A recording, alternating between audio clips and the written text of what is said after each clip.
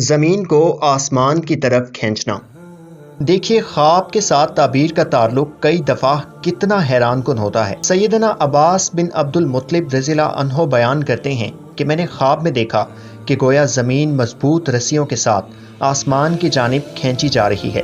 میں نے یہ خواب آپ صلی اللہ علیہ وآلہ وسلم کے سامنے بیان فرمایا تو آپ صلی اللہ علیہ وآلہ وسلم نے فرمایا، یہ تو آپ کے بھتیجے یعنی رسول اللہ صلی اللہ علیہ وآلہ وسلم کی وفات کی طرف اشارہ ہے۔ اہل ایمان کے خوابوں کی ایک قسم یہ بھی ہے کہ وہ سچے ہوتے ہیں۔ اب یہ بات الگ ہے کہ ہم اس کی تعبیر کے کس قدر قریب پہنچ پاتے ہیں۔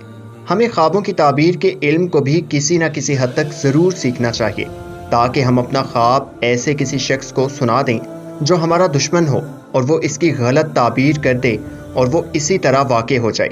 جیسا کہ حدیث رسول اللہ صلی اللہ علیہ وآلہ وسلم کا مفہوم ہے، خواب حق ہیں، جو اس کی کوئی تعبیر کر دے گا وہ اسی طرح واقع ہو جائے گی۔ اس لیے برا خواب کسی کو مت بتائیں سوائے اس کا علم رکھنے والے کو۔